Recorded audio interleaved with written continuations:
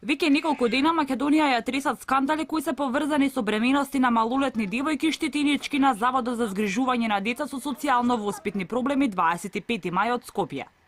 Ова е домот 25 мај кој е во фокусот на вниманието изминатите неколку денови, откако исплива на површина информацијата дека 13 годишно девојче било сексуално злоставувано и останало бремено.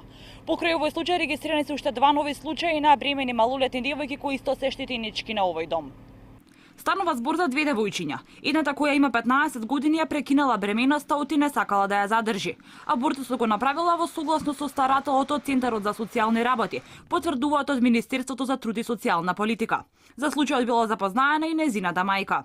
Полов однос имала со штитеник од домот, момче со кое била во врска. Другото девојче кој има 17 години пак одлучила да го задржи бебето. Од Министерството велат дека сега девојчето е кај незиниот татко. Тој се согласил да води грижа за неа. И двете девојчиња подлекуваат од труд и социјала дека не биле силувани.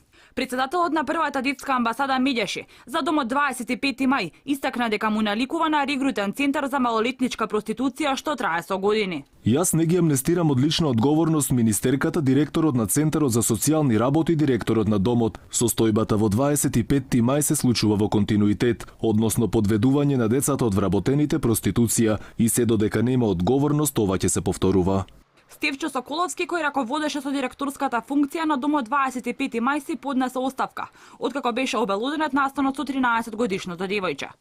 Во близина на МКЦ во септември минатата година за прв пат било пронајдено девојчето кое било сексуално злоставувано.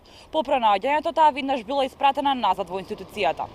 13 годишното девојче потоа било сместено во безбедна куќа каде се сместуваат жртви на трговија и сексуално насилство, но и оттаму заминало на негово барање.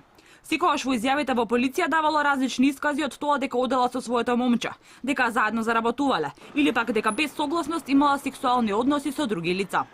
Од МВР вела дека девојчето од крајот на 2016 година досега 9 пати било пријавувано за исчезнато. И во исто толку наврати МВР постапувала и го известувала јавното обвинителство. МВР покрена кривична пријава за полов напад на дете на 18 годишникот Велес, кој признал дека имал полов однос врз малолетничката. Од Министерството потенцираат постојано дека информирале и пренесувале изјави на девојчето со конкретни имиња.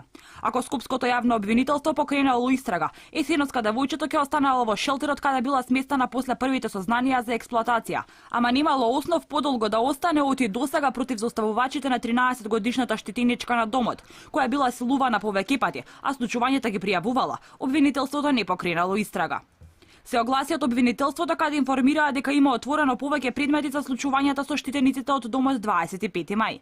Во основното јавно обвинителство Скопје е отворен и предмет по поднесена кривична пријава од страна на родителите на девојчето против лица вработени во јавната установа за згрижување деца со воспитно-социјални проблеми и нарушено поведение Скопје, а за сторени кривични дела, злоупотреба на службена положба и овластување и несовесно работење во служба на кривичниот законник.